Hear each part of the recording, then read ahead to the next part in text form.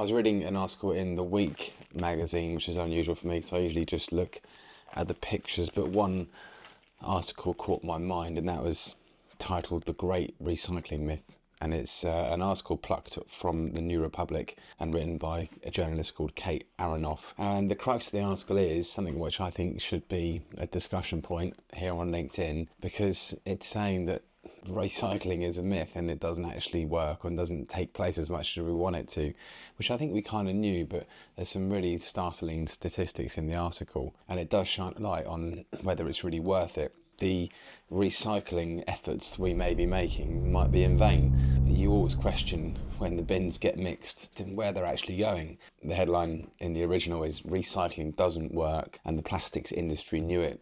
It says that between 1990 and 2015, about 90% of plastics either ended up in landfill, or they were burned, or they were leaked into the atmosphere somehow.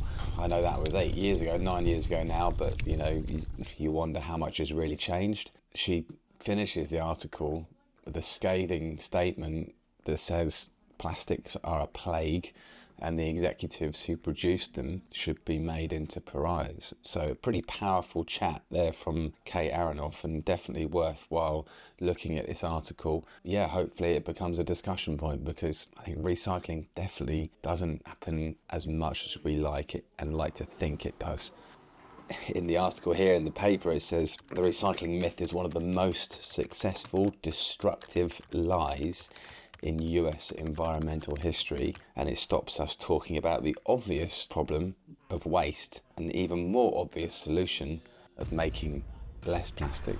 And I would add to that, using less plastic. Let's have a chat, LinkedIn. Discuss.